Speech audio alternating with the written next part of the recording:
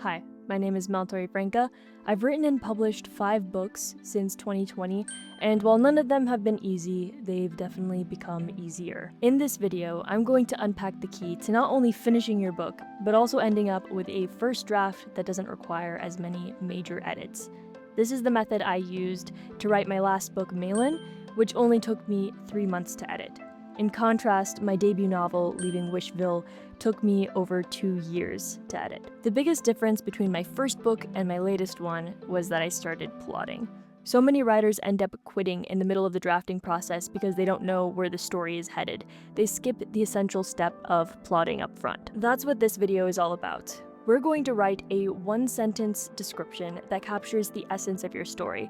And you're probably thinking that a single sentence can't be that valuable, but consider this.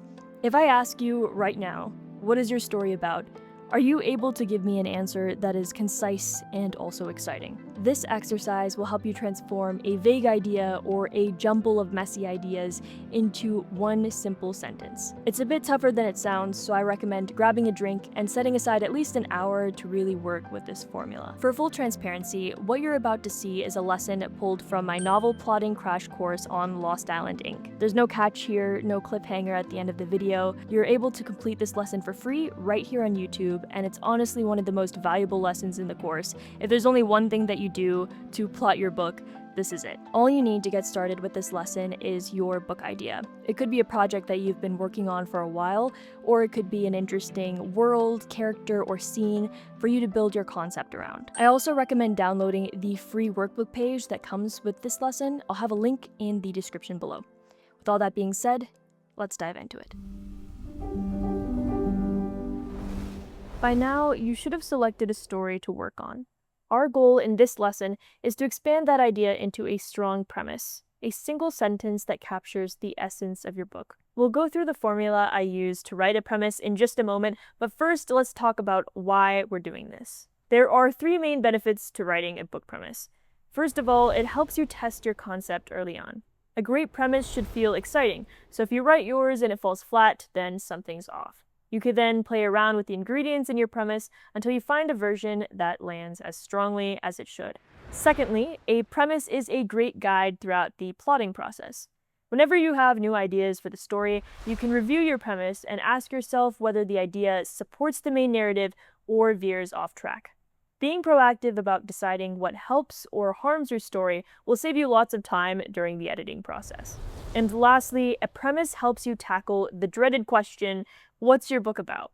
With a clear sentence prepared, you won't stumble over your words whenever someone shows interest in your project. It's also a perfect hook for promoting your book online when there's no room for a full back cover description. Save yourself the headache later and put in the work now to define the heart of your story. What makes a strong premise? A strong 1-sentence premise contains 5 ingredients: protagonist, inciting incident, action, goal, and risk of failure. I'll unpack each ingredient in this order, but I don't expect you to write your premise chronologically. You're not going to have a perfect sentence by the end of this video. The purpose of this lesson is to give you an understanding of the building blocks that make up the full picture. From there, you can write several versions before landing on the one that really sticks with you. Remember, this premise will be the foundation of your story, so it's not something to rush through. The premise I wrote for my potential spin-off, Vel, took me a short plane ride and a layover, totaling to about 3 hours of work. I wrote at least 20 drafts using this formula before I ended up with the final version, which I'll share later on in this lesson. For now, let's go through the ingredients together. The first ingredient is your protagonist. Don't worry about naming them just yet. Instead, focus on writing a short description of who they are.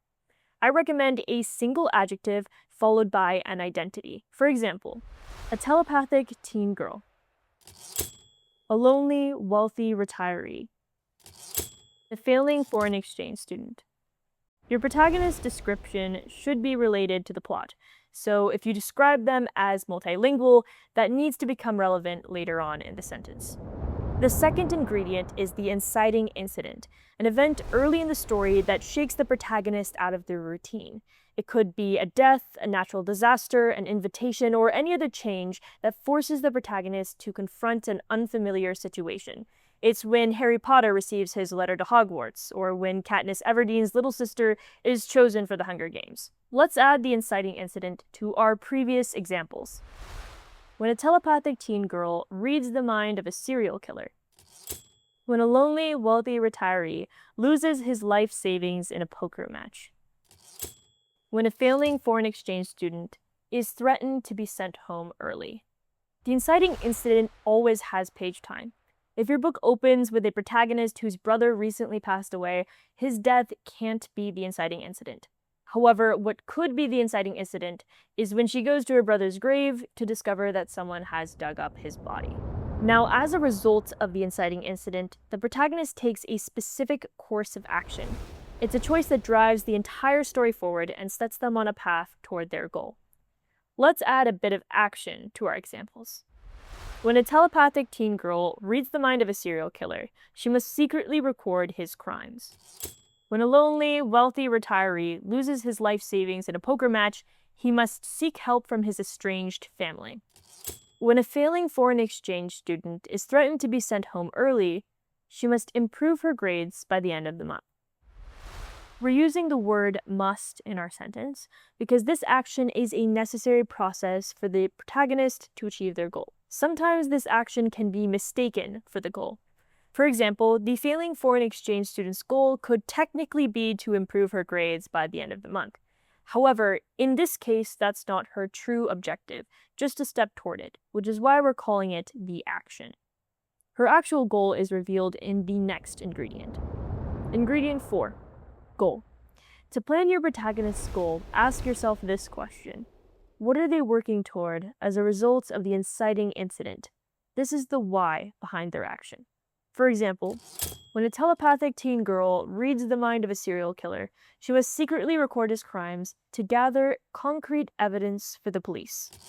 When a lonely, wealthy retiree loses his life savings in a poker match, he must seek help from his estranged family to receive financial support and overcome his gambling addiction. When a failing foreign exchange student is threatened to be sent home early, she must improve her grades by the end of the month to keep spending time with her crush. You may want to experiment with the action and goal in your premise to create the strongest pairing. Ingredient 5. Risk of failure.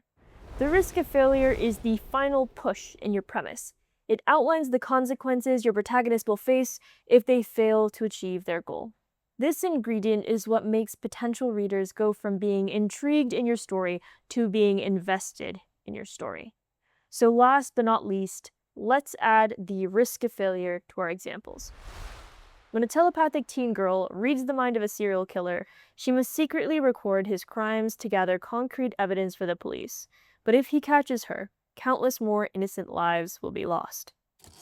When a lonely, wealthy retiree loses his life savings in a poker match, he must seek help from his estranged family to receive financial support and overcome his gambling addiction.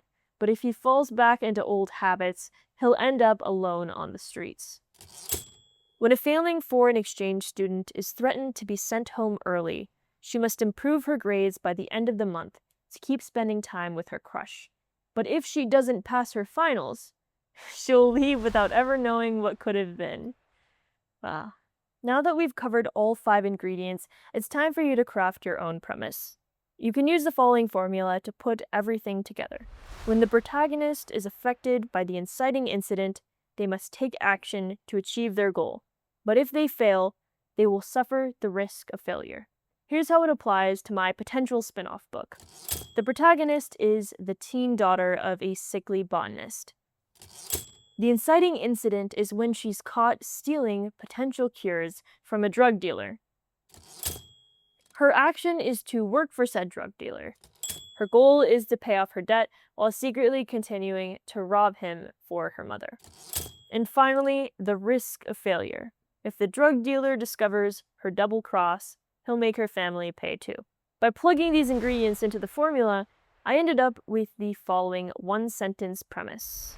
When the teen daughter of a sickly botanist is caught stealing potential cures from a drug dealer, she must work for him to pay off her debt while secretly continuing to rob him for her mother.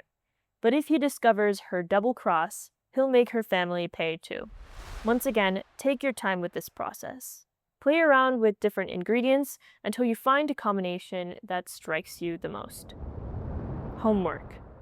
Once you finalize your premise, add it to your workbook page titled Premise. This sentence will be the backbone of your story, so I highly recommend getting this done before moving on with this course.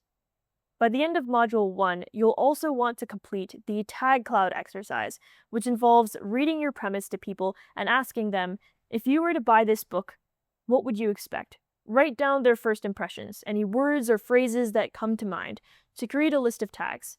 Your Tag Cloud will help you identify what readers expect when they pick up your book, so you can use it throughout the plotting process to plan ideas that readers actually want. The more tags you include in your story, the more likely you'll satisfy them and keep them engaged. You may be thinking, that's stupid, Mel. If I do that, my book will be unoriginal and predictable. To that I say, it's just a helpful tool, not a rulebook. You don't have to include everything people want. It's okay to get creative and subvert expectations, but as a general rule of thumb, you should plot your book to incorporate the most popular tags in your tag cloud. Your premise is promising a certain type of reader experience, and it's your job to make sure that the plot delivers.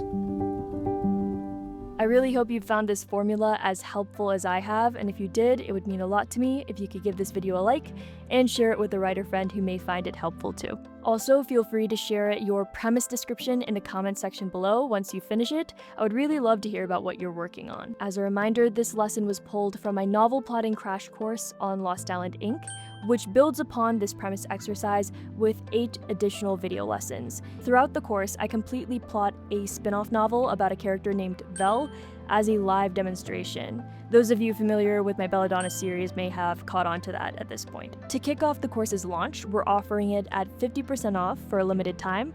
I'll have a link in the description to learn more. Thank you so much for watching, and I'll see you in the next video. Until next time, get lost.